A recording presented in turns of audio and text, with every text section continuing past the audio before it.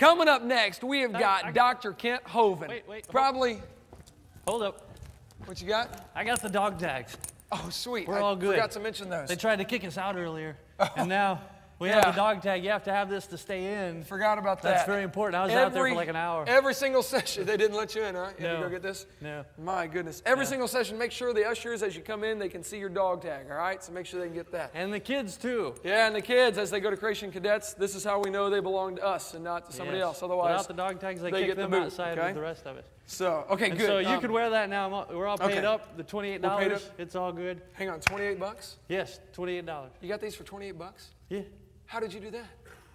Well, that's what the lady told me. It's with the, see, well, there's like 13 sessions, right? And you, like $7 a session, get 28 bucks. And so I'm going to be Wait. Dude, you paid $28 and got these things? Yeah. 13 sessions at $7 a piece, and you paid $28. That's right. Dan, it's pretty smart. Let me get to the bottom of this. Dan, 7 times 13 is now 28. Yeah, it is. No, it's not. Yeah. Did you go to public school? Yeah. That explains a lot. Let me show you. Is there a chalkboard around here? Grab that chalkboard. I'm just going to show you. 7 times 13 is not 28, okay? Well, I don't know about the new fancy math they may be teaching you guys, but... No, trust me, it's not 28. Let me just show you here. Got that? Okay. All right, Dan. Thank you, guys. Give a hand for the stagehands. Thank you. Beautiful. All right. Okay, you got 13, right? 13, yes. Times 7. 7, yeah. Equals 28, right? Do the math there. I don't think you're going to come up with 28. You'll see what it really is. Oh, all right. Okay, 7 times 3 is 21. 21. All right, Okay. You take 7 times 1. 7. 7. That's right. You got 7 plus 1. It's 8. Bring down the 2. 28. 28 bucks. Isn't that what everybody else paid? Right? $28. No, Dan, that's not how you multiply. Yeah, it is. All right, check it out. I just did it right there. What if you did it the opposite way? What if we did 7 times 13? No, we just did 13 times 7. Let's just try dividing. What is 7 divided by 28? Now, see if you come up with 13 there. Okay. What is 7 into 28? Right. What do you get? I've been out of school a while now. Yeah, I can tell. Let's see. Okay, first of all, the 7 is not going to go into the 2, right? So you have to bring the 2 down here. Now, the 7 into the 8 goes once. All right, so 1 right there. So then 7, and then you subtract 7 from the 8, you have 1. So now you're doing the 2, you carry the 2 back. 7 into 21 is 3. You got 13, 28 bucks. No. It's all good. I'm gonna go. Dan. Whoa, we're not done yet. Dan, that is not how you divide. No, that's how I divide. All right, forget the multiplication and division. Do you know how to add? Yeah. Okay, let's add this up here. Add this up. We got 13. That's 1. 13. 13. 13. This makes sense, 13. Right? 13. 1, 2, 3, 4, 5, 6. 13. Right. All right, simple math. Elementary, my dear Dan. Right. Add that up. What do we got? You got 3, 6, 9, 12, 15, 18, 21. Hey, look, Hugh Ross. 22, 23, 24, 25, 26, 27, 28. Got 28 bucks. I'm going to go ahead and I'll be outside for the... Wow. Can I just say that there are a lot of stupid people out there? In our world today, there are a lot of really, stupid people. Man, and some people just have stupid ways of adding and dividing and multiplying. It just doesn't work. It doesn't make sense. It's amazed me. 2 people they really can. They can look at the same thing, and one gets some stupid idea about what just happened. It's absolutely incredible how that works. Well, here to talk to us about evolution and why evolution is so stupid is Dr. Kent Hovind from right here in Pensacola, Florida. Let's give him a hand.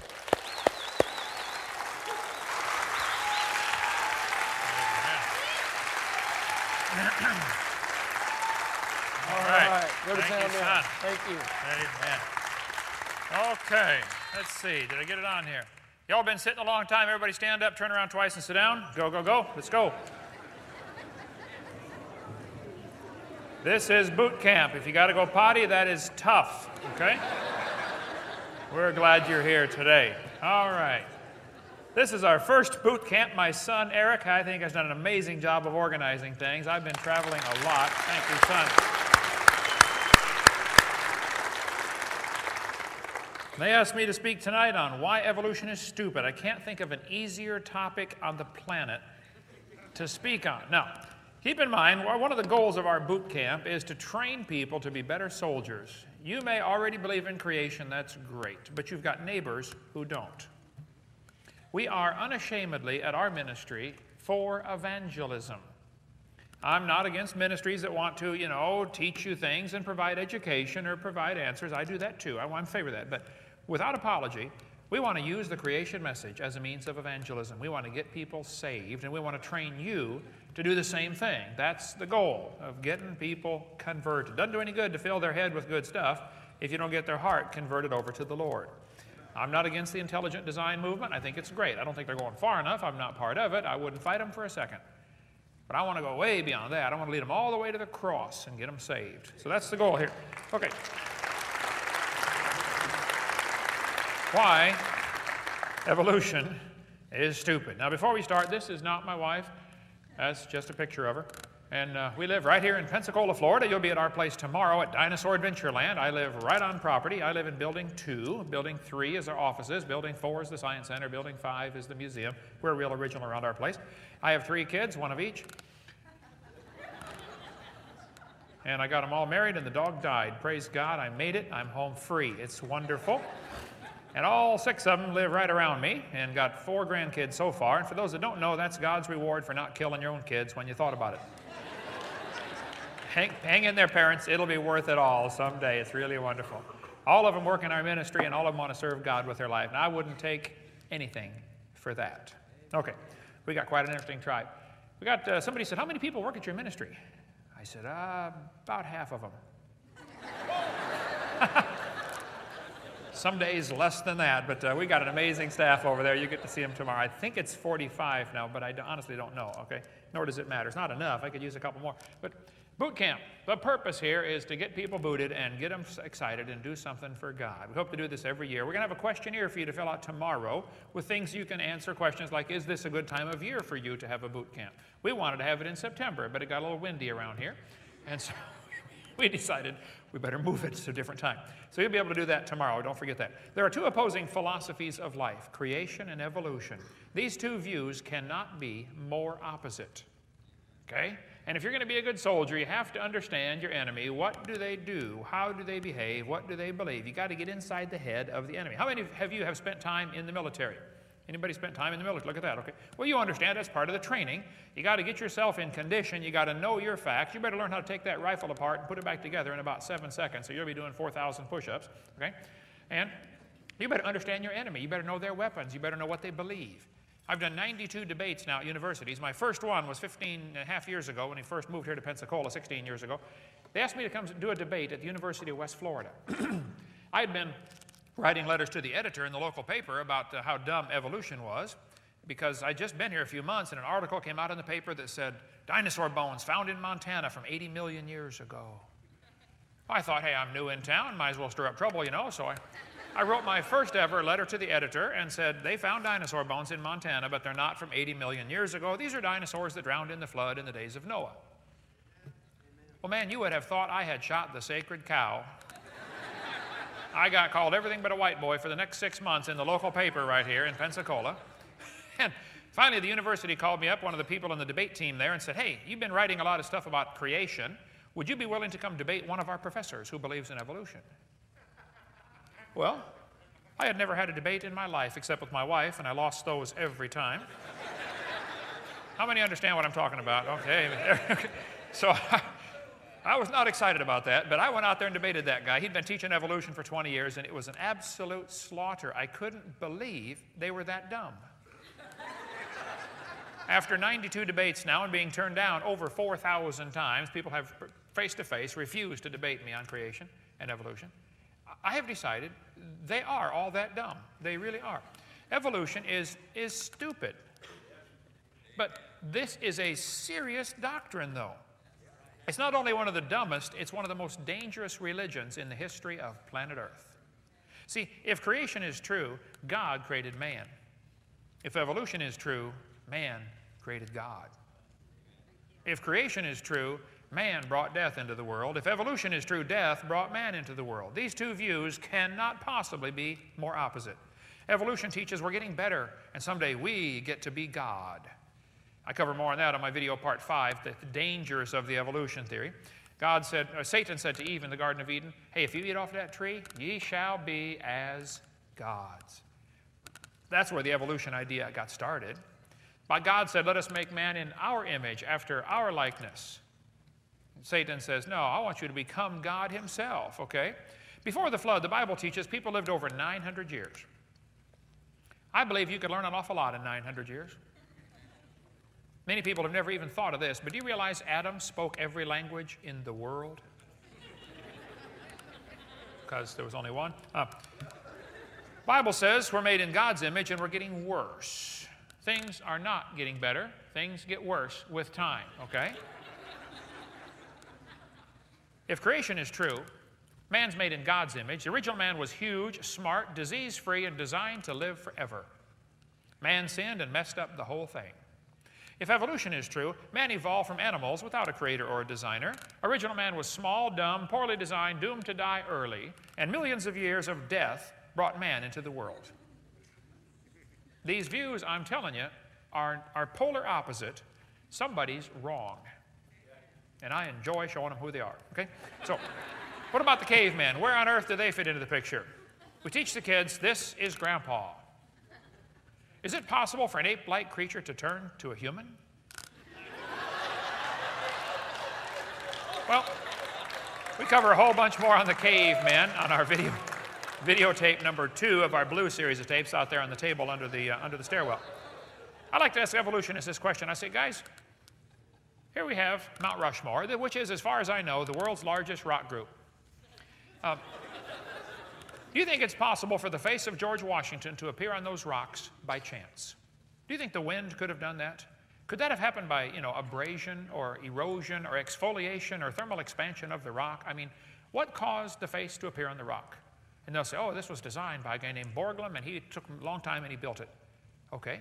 Now, guys, do you believe George Washington himself, the original real George Washington, with 50 trillion cells in his body and over 20 systems that we know of that are all interdependent on each other, do you believe the real George Washington happened by chance? They'll say, yeah. I say, wait. You don't believe his face could appear on a rock by chance, but you do think his entire complex anatomy could happen by chance. Are you dumb in any other area? Was there a designer for that? How about just a car, a simple car? Do you think that was designed, or could that just happen by chance? This is nothing compared to one single cell in your body. Can a box evolve? Joyce saw my seminar years ago and wrote this book. It's so cute. It's so simple. Can an ink pen evolve? Could just a needle evolve to sew your clothes up with? It just goes through simple things. You realize, no, that could not evolve. The DNA, the deoxyribonucleic acid in your body, is the most complex molecule in the universe. It is unbelievably complex. The DNA is. Was there a designer for that? Or did it just happen by chance? The Casio Databank stopwatch.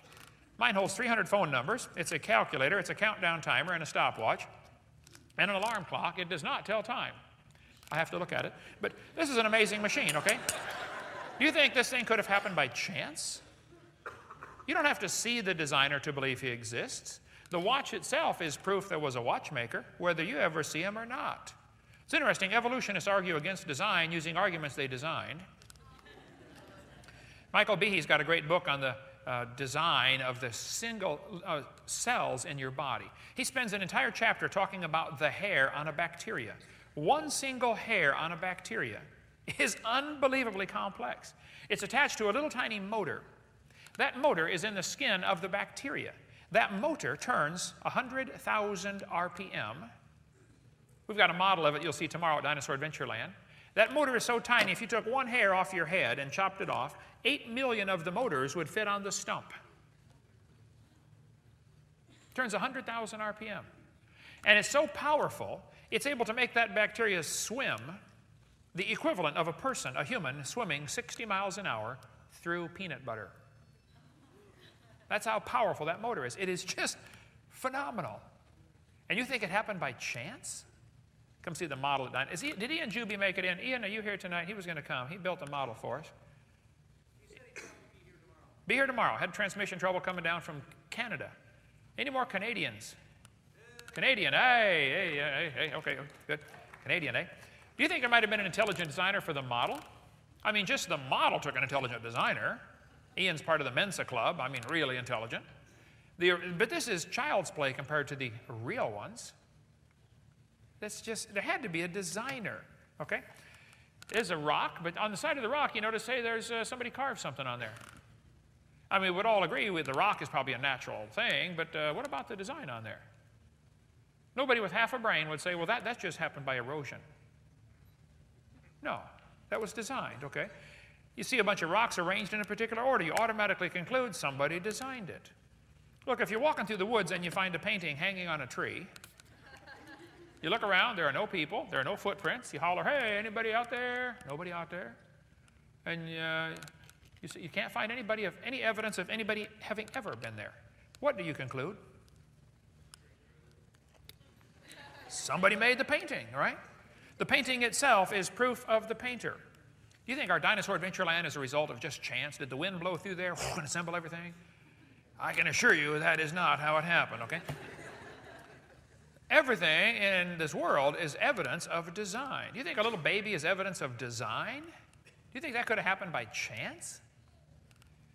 The creation view says very clearly that God made everything 6,000 years ago. 4,400 years ago, there was a big flood. A guy named Noah built a big boat, put all the critters on board, and everybody outside, their property value dropped to 0. And if you couldn't swim for a really long time, you had a real problem on your hands, okay? The evolution view says 20 billion years ago, there was a big bang where nothing exploded and produced everything. Somebody is clearly wrong. People say, isn't there a third position? Couldn't God use evolution? Well, the God that would use evolution is cruel, wasteful, stupid, and deceitful. It's not the God of the Bible, that's for sure. Jacques Monod said, natural selection is the blindest and most cruel way of evolving new species and more complex and refined organisms. It's a horrible process. He said, an ideal society is a non-selective society, one where the weak is protected, which is exactly the reverse of the so-called natural law. He said, I'm surprised a Christian would defend the idea that this is the process that God set up. Why would you blame God for the process of evolution? That's cruel, it's mean, it's awful, it's horrible, and there's no evidence for evolution anyway. So why should I take my perfectly good Bible, which has never been proven wrong, and compromise it with a dumb theory that has never been proven right? I'll stick with what I got, thank you, okay? So, evolution is stupid. I'm going to tell you why. Here's Discover magazine. Where are we going? Straight to hell if you don't get saved, okay? But stupid. Dictionary definition. Lacking normal intelligence. Foolish. A stupid idea. I collect textbooks. You get to see those tomorrow if you get a chance to come in our library. I have hundreds. My wife says too many. I said, I don't have them all, so how could I possibly have too many? Okay? You got to get them all till you get to, and one more than that, then you got too many.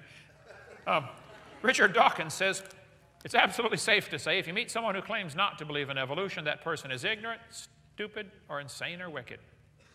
Well, you got to define evolution. The first thing I do when I do debates, and if you're going to be a good soldier for the Lord out here in this evolution battle, and it is a battle going on, you're going to have to define exactly what you're talking about. I've watched in the last 15 years, probably 9 states have tried to force creation into the schools or drag evolution out of the schools or force equal time.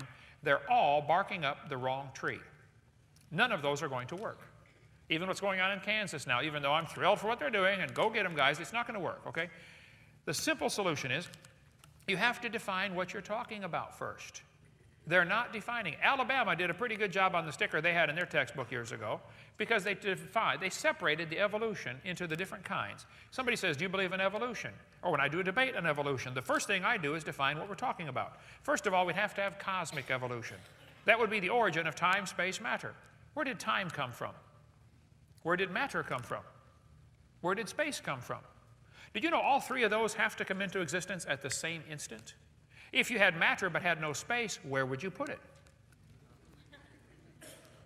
If you had matter in space but had no time, when would you put it?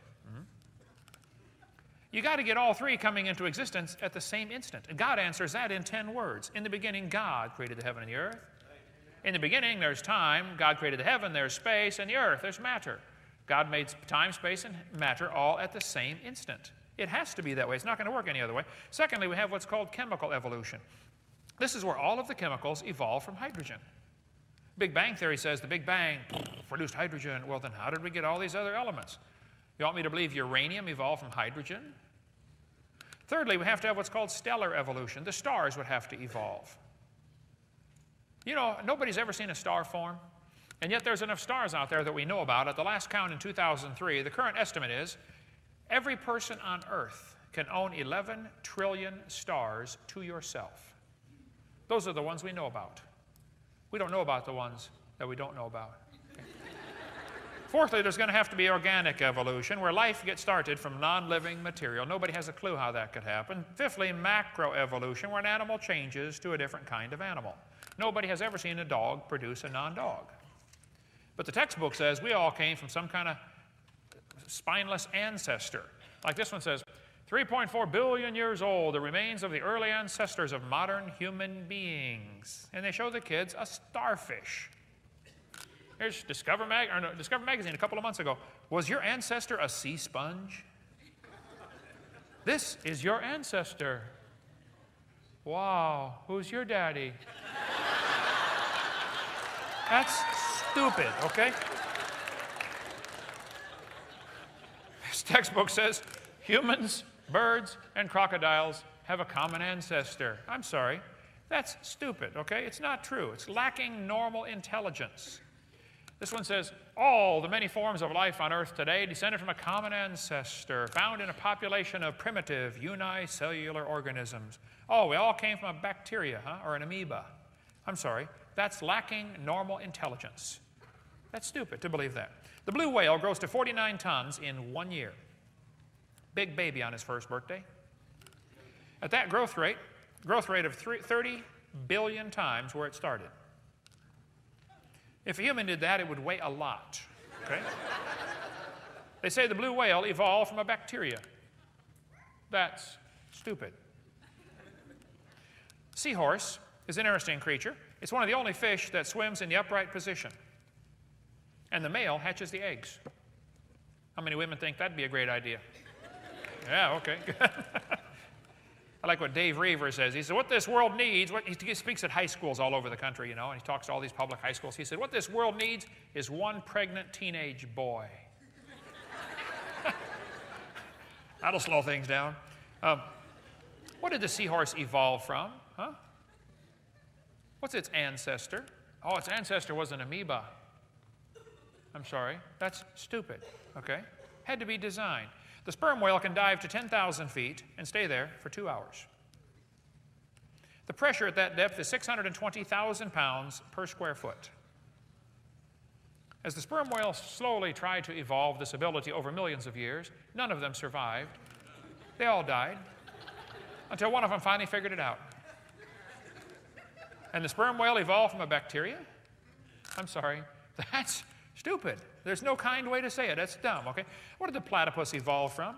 It has hair, lays eggs, senses the electrical signals in its prey's muscles.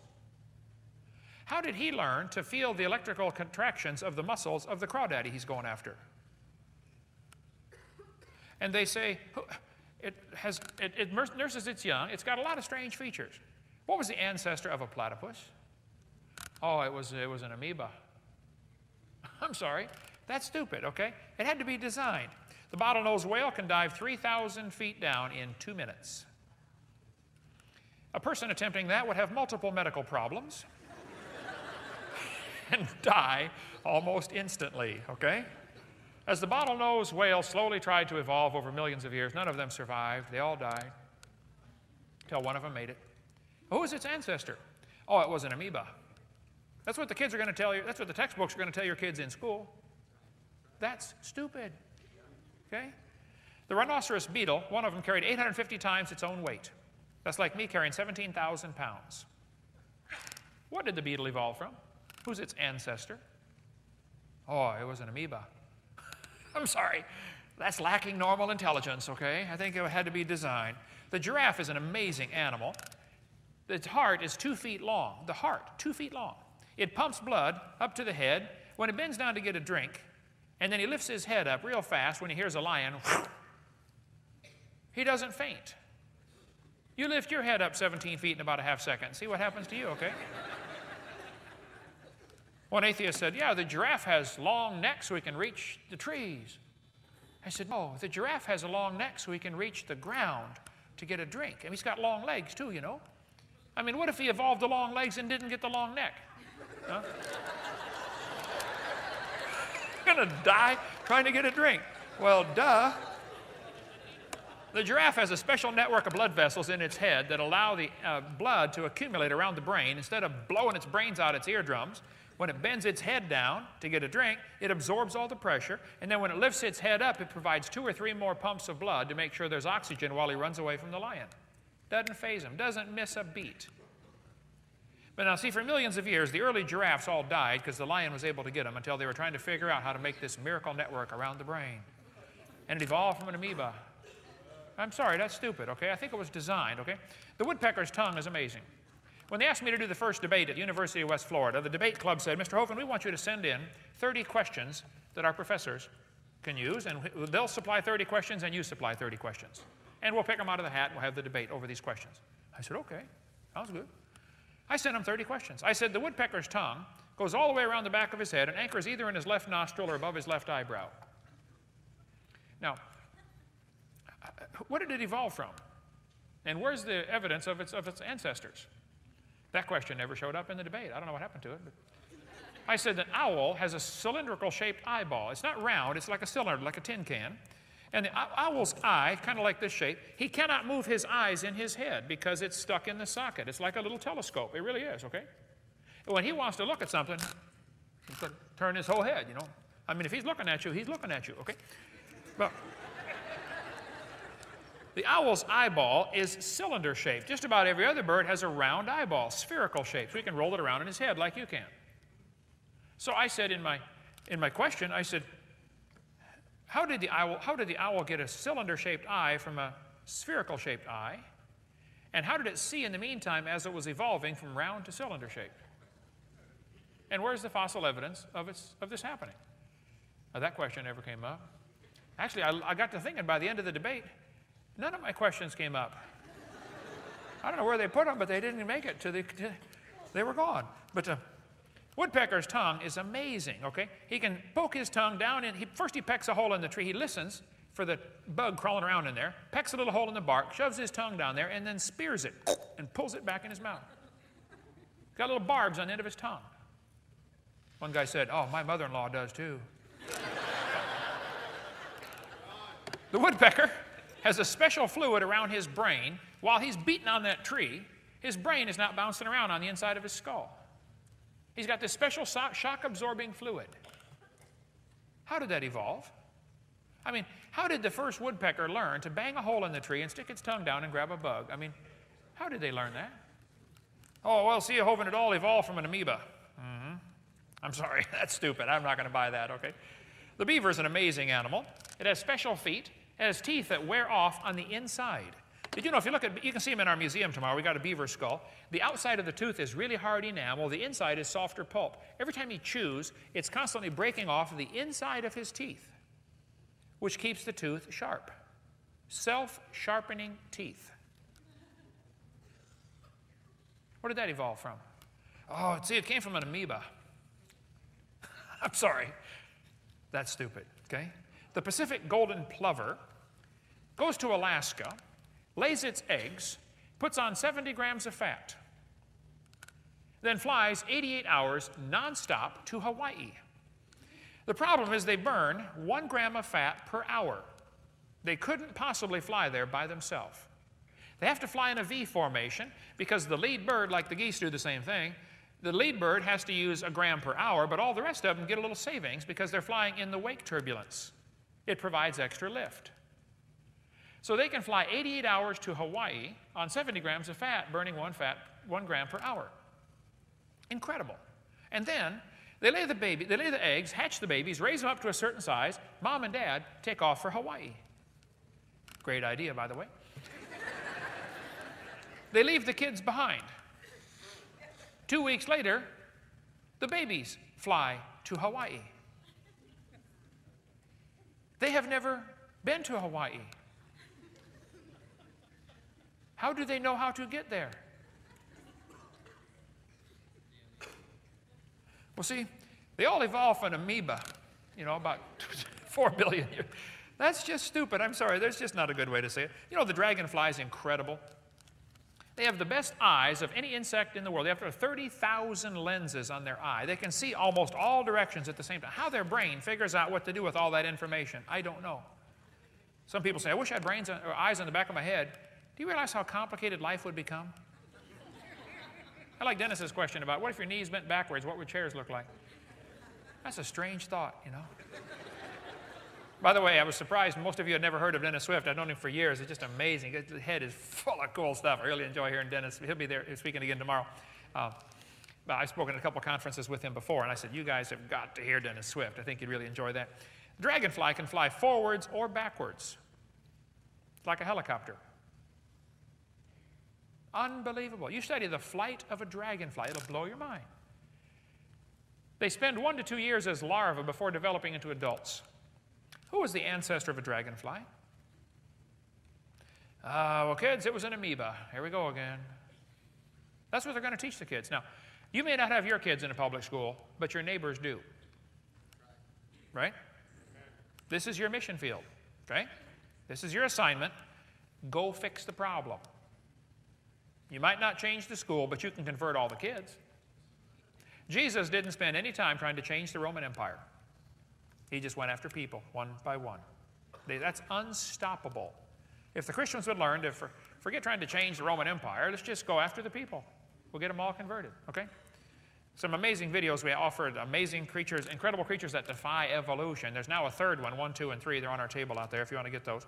By the way, I've been trying to get the author of these amazing creature series to come speak at our boot camp. He's a good friend of mine, and I believe is going to come to the next one. So pray for that. If we can get Job Martin to come, maybe one of the speakers at the next one. Textbooks tell your kids, 18 or 20 billion years ago, there was a big bang where nothing exploded. It was in a dot much smaller than a period on a page, and it exploded. That's stupid. Whole universe squeezed in a dot smaller than a period on a page? You couldn't squeeze a Volkswagen into a dot smaller than a period on a page, let alone the whole universe. Then it all exploded. Big bang. Now that's dumb. Where did time, space, matter come from? Who's ever seen a big bang create anything? We had a couple big bangs over in Hiroshima and Nagasaki. Didn't create nothing over there, did it? Big bangs don't create orderly universes. It's stupid. But the humanists believe the universe is self-existing and not created. You see this complex universe and don't believe there was a creator? Well, the second law of thermodynamics says everything gets worse. If you leave things alone for a while, they get worse. Nothing gets better with time. Things devolve. Humanists think the universe is self-existing and not created. Second law says everything gets worse. It had to have a winding up time because it's all winding down. It's not common sense to say it evolved by chance. Evolutionists say, well, if you add energy, you can overcome the second law, and the Earth receives energy from the sun. Yeah, but the universe is a closed system, okay? It's not receiving any new energy just by definition of universe. That covers everything. And adding energy is destructive. You have to have something to use the energy. The Japanese added a bunch of energy to Pearl Harbor and didn't organize the thing for us. A couple years later, we returned the favor and added some energy to a few of their cities and didn't organize the thing. We've been adding all kinds of energy to Afghanistan, trying to find that guy with the diaper on his head, and haven't organized a thing. That's how you tell when the terrorists reach puberty, you know, they put their diaper on their head. Oh. Adding energy is destructive. It's not going to organize anything. The sun's energy is going to destroy the roof on your house. The sun's energy is going to destroy your whole house. The sun's energy will destroy your roof on your car. It's going to destroy your upholstery. It's going to destroy the paint job on your car. Only one thing that can use the sun's energy is chlorophyll. No, they say adding energy solves the problem. I'm sorry, that's stupid. Adding energy makes the problem worse for the evolutionists. They say things are getting better. That's stupid. Here's Sue at 20. Here she is at 90. No, things don't get better with time, okay? This one says, nothing really means nothing. Now that's stupid. Okay. Not only matter and energy would disappear, but also space and time. However, physicists theorize that from the state of nothingness, the universe began in a gigantic explosion. What? Can you believe they cut down a tree to print that?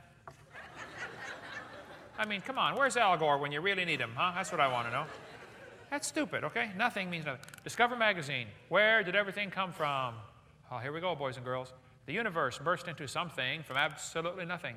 Zero, nada. As it got bigger, it became filled with even more stuff that came from absolutely nowhere.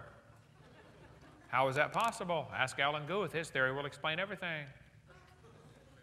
That's stupid, okay? Real stupid. Everything came from just nothing. Yep. The observable universe could have evolved from an infinitesimal region. Yep, we all came from a dot, boys and girls. It's then tempting to speculate that, we go one step further back and speculate that the entire universe evolved from literally nothing. That's stupid. It had to be designed, okay? Time, space, matter had to come into existence at the same time. People say, what did God do before the creation?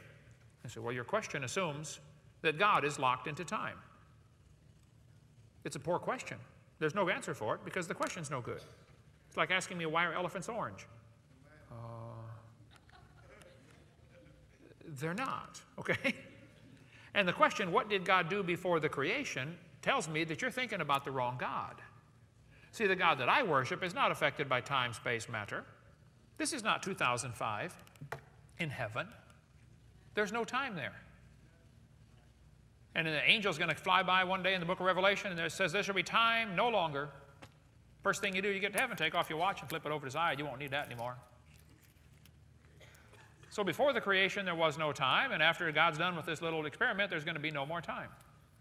So once upon a time, there was a time when there was no time. Think about that one. So everything came from nothing. That's stupid. But that's what the kids are going to be taught in the school, and this is the mission field. Your mission is to seek them out, find them, and give them some common sense. Okay? Open up their mind and pour just a little bit of intelligent thought in there, okay? They say this nebula began to rotate. The dot began to spin faster and faster. Oh, it was spinning, and finally it exploded. Big bang. Well, if you put a bunch of kids on the merry-go-round and get it spinning clockwise as fast as it'll possibly go, you'll notice some very interesting phenomena.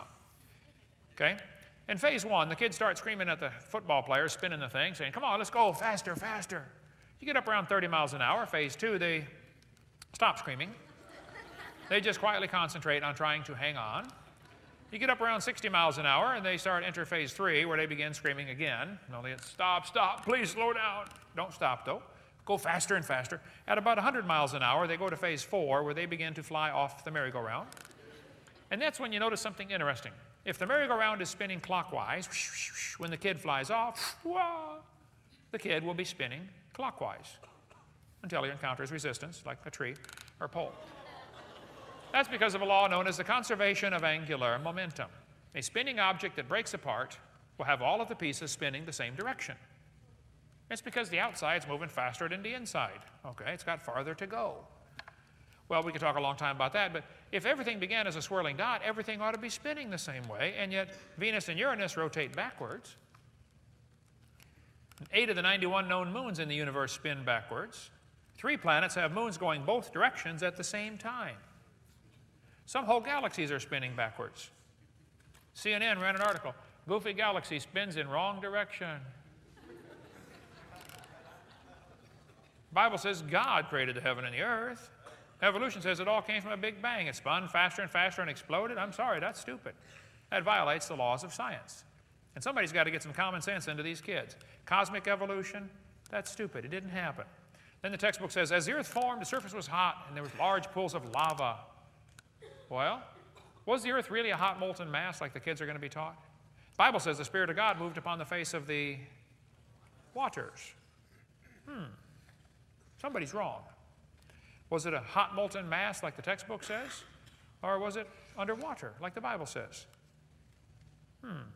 Well, Robert Gentry I'd like to get him to come and speak at our conference one of these days, too. He's a good friend of mine from Knoxville, Tennessee. One of the world's experts on the disposal of radioactive materials. Studied granite samples all over the world. He found they have little tiny radiopolonium halos in them. The polonium has a half-life of from 164 thousandths of a second up to 3 minutes, depending on which one you're using. To form this little halo in the rock and then freeze it, the rock had to be cold. It was never a hot molten mass. Very fascinating story behind that. To teach that these polonium halos can exist while the rock is molten is ludicrous. If the rock is hot, it may form its little halo, but it's going to disappear. How many of the 4th of July fireworks halos, from the things exploding, how many of them are still up in the sky right now? None. They fell down because the sky is too fluid. These little halos are proof positive the Earth was never a hot molten mass. As soon as Gentry published in all kinds of major science journals until somebody says, hey guys, wait, do you realize what this implies? This means our Big Bang theory is wrong. They shut him off like a spigot, turned off his grant money, didn't publish any more articles from him. Go to halos.com if you want to get all the lowdown on that one. To say the Earth was a hot molten mass, I'm sorry, the evidence is against that. That's stupid. Now, you might want it to start off that way, but there's a lot of reasons for that. To talk about chemical evolution, everything came from hydrogen. Atoms of hydrogen in the proto-sun fused to form helium. That's stupid.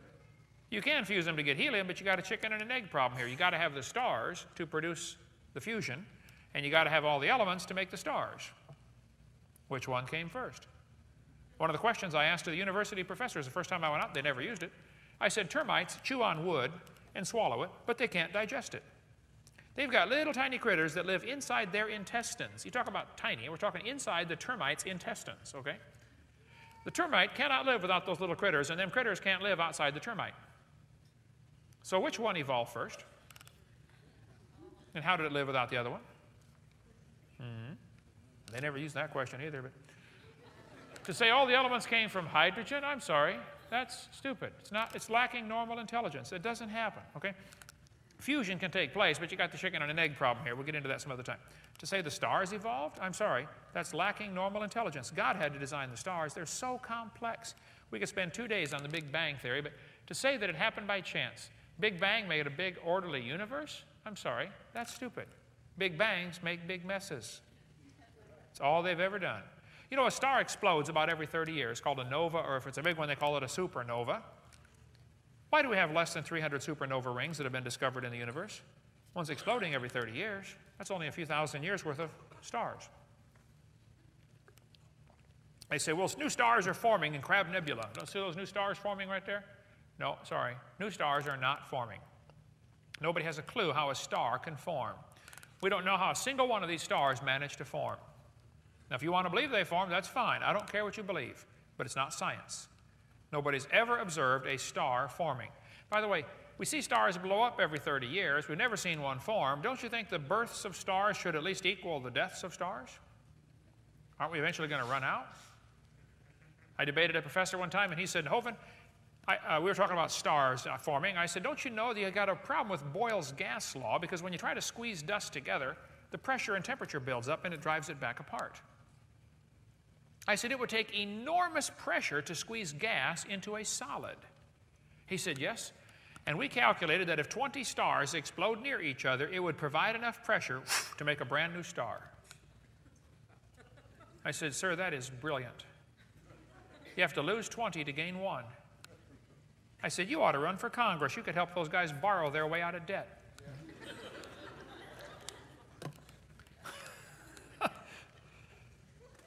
You think losing a star every 30 years is going to end up getting you 70 sextillion stars?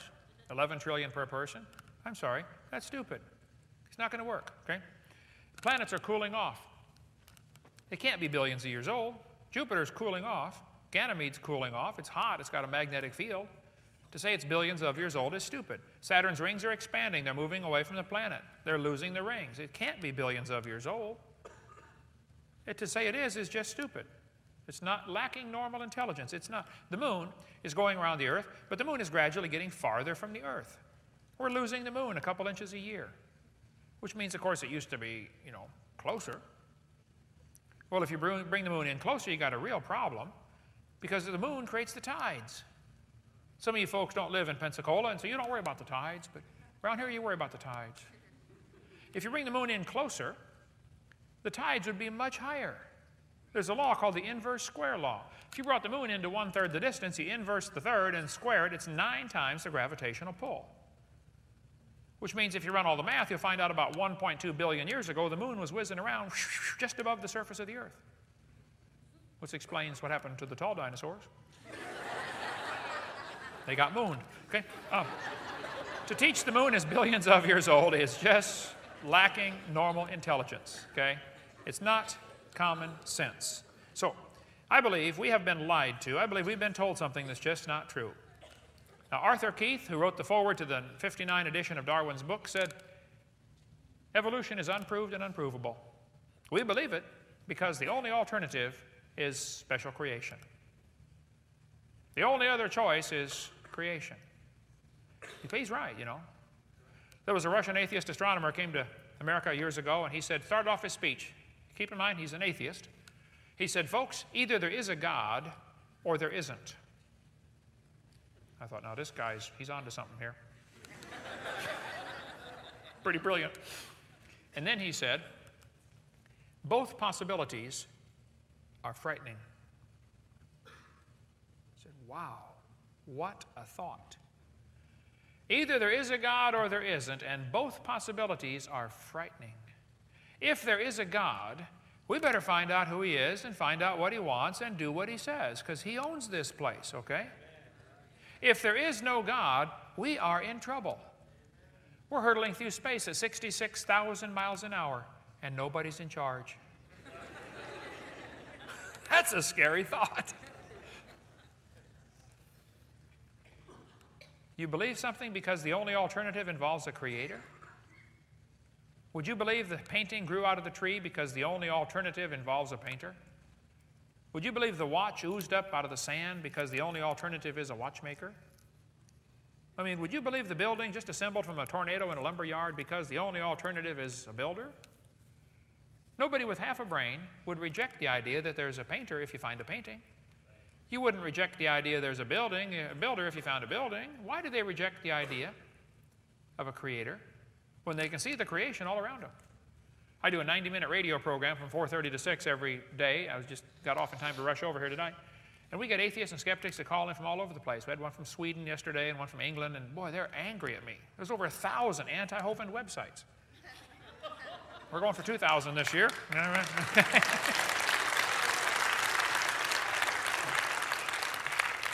They just are angry at the concept that there might be a designer. I was at Berkeley, talk about a hostile audience. Man, oh man. I had Q&A time, you know. I do this at universities all the time. It's either Berkeley or University of North Florida. I did 12 debates last year. But afterwards, I'm talking to one of the students out in the hallway. He said, evolution is a fact. I said, well, son, just calm down for a minute. I said, let me ask you a question. Suppose the creation story was true. Suppose I'm right. Suppose there's a God. And suppose there are some rules. You know, like thou shalt not, you know. Would that affect your lifestyle any? He said, what do you mean? I said, well, if there's a God, and it is the God of the Bible, and if I'm right, then that means no lying, no cheating, no adultery, no fornication, no pornography, no X-rated movies. I mean, would that affect your lifestyle any? He said, yeah. I said, now tell me, son, have you accepted evolution because you've got some evidence for it? Or because you don't like the alternative? A God telling you what to do. He said, I've accepted evolution because I'm horny. I said, thank you, son. Have a seat. Next question, please. Okay. At least he's honest. Last days, scoffers will come and they'll be walking after their own lust. That's the reason they accept evolution. God said, scoffers are going to say, all things continue as they were. Oh, nothing changes. We cover all that on video 4. The Bible says they're willingly ignorant. Willingly ignorant. In the Greek, that means dumb on purpose. Okay? They're ignorant of how God made the heavens, plural, heavens, and the earth. We cover all that on video number 2. And the world was overflowed, and it perished. And the heavens and the earth today are kept in store. God's saving things up for judgment. Read 2 Peter chapter 3. Scoffers are ignorant of the creation. That means God created it. That means there's rules. They're ignorant of the flood. That means God can judge his creation. And they're really ignorant of the coming judgment. Julian Huxley said, I suppose the reason we leapt at origin of species was the idea of God interfered with our sexual mores. Well, that's real stupid. They did not like to retain God in their knowledge. Sorry, that's stupid. God cannot lie. God promised, whosoever shall call upon the name of the Lord shall be saved. Now that's smart. 36 years ago, I prayed and said, Lord, I'm a sinner. He said, you can say that again. I said, Lord, I believe you died for me, and I want you to forgive me and save me right now. Have you done that? If you're not sure you're going to heaven, we want to get you signed up. The blood of Jesus Christ, God's Son, cleanseth us from all sin. The only way you can go to heaven is through Jesus Christ. There's no other way. If you want to hear more about that, stop and see any of our staff with a green shirt. If they don't know how to show you how to be saved, let me know. We'll be picking peaches by tomorrow. Thank you so much for joining us. Welcome to boot camp.